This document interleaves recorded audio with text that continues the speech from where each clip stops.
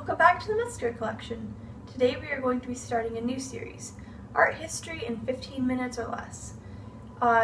Here in the Metzger Collection we tend to look at things mostly through the lens of human history. We examine an object in light of what it tells us about the culture that it belonged to and why it is significant for today. These are very important questions, but we also have to realize that much of what we know about ancient history comes from objects that are artistic in nature.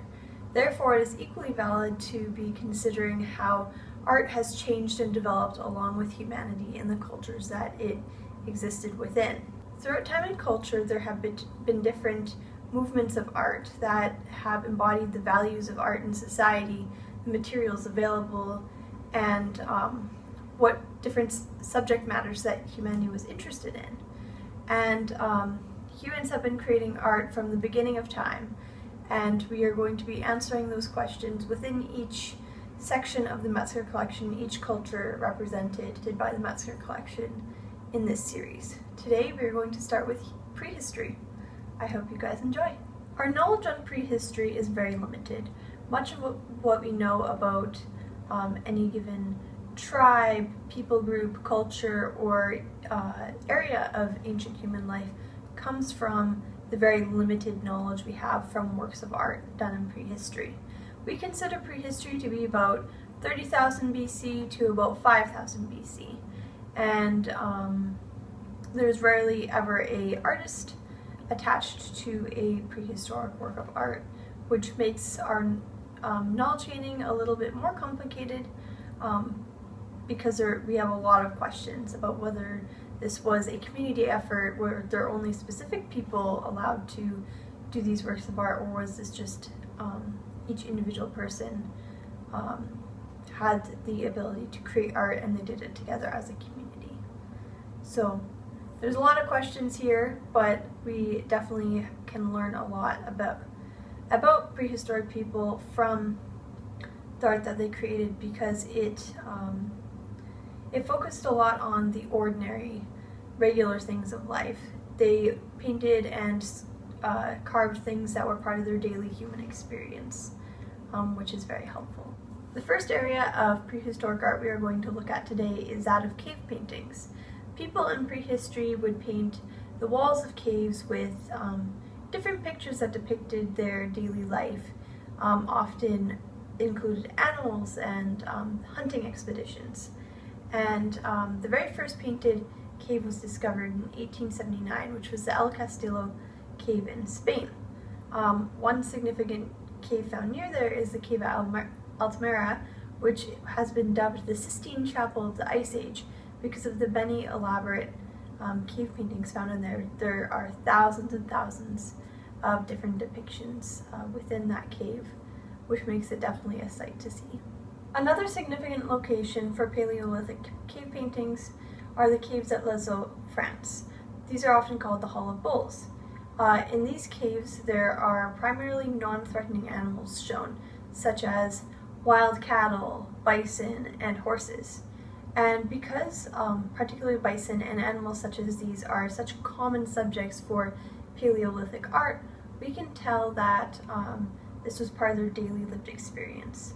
Even in the small segment of art I have here, you can tell that there is an incredible sense of movement and detail put into these animals. And it is often thought that the Hall of Bulls was likely either a living space or a common meeting place for the people.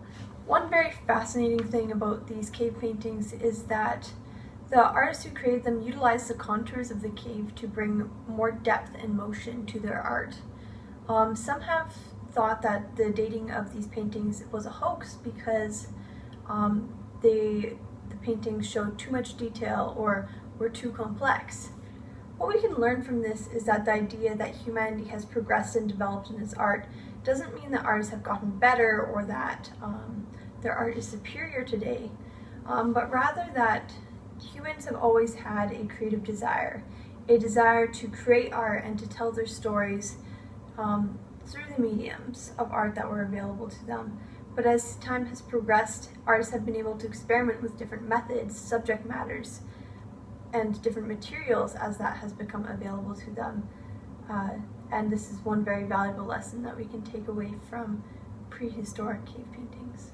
Here at the Metzger Collection, we have a few different replicas of prehistoric sculpture that have lasted to today. They were often carved out of materials of bone or stone, and those are the ones that have lasted due to the sturdiness of those materials. Much like the cave paintings, they depicted common aspects of their human life, such as animals, and we even have one of the world's very first portraits in sculpture. So let's take a peek. We have two different examples of Paleolithic sculpture. Here we have a horse and a bison licking its flank. As we could tell from the cave paintings, these are also some very common portrayals of the daily rhythms of life of the prehistoric people.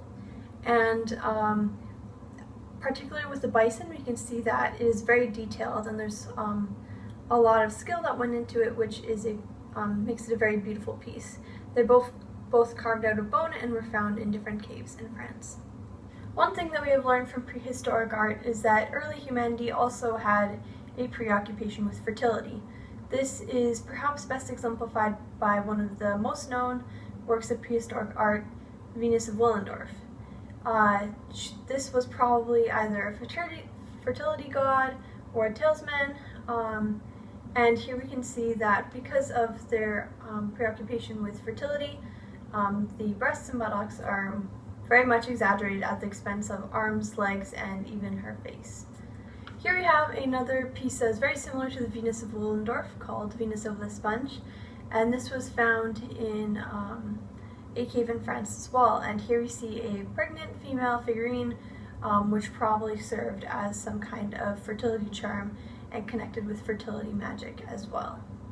As promised, I'm going to show you guys the world's earliest known portrait, and this is the Lady of Brassempouy, and she is a tiny ivory figurine of a young girl's head. She's about this big, and this is a very celebrated and moving work of art because it shows us a realistic and fairly alive depiction of what a woman would have looked like in the prehistoric age. This is in stark contrast to the early fertility charms that we were looking at, because there's such detail put into her face and showing it in realistic fashion. We can see her hair frames her face with elegance, and there are tiny square cut incisions to indicate that her hair was braided. Thank you for joining me today on our journey through prehistoric art. I hope you enjoyed it and learned something new. As usual, don't forget to like, comment, and share this video with your friends and family. And if you haven't already, subscribe to the channel so you don't miss next week's tour, which will be diving into the art history of Mesopotamia.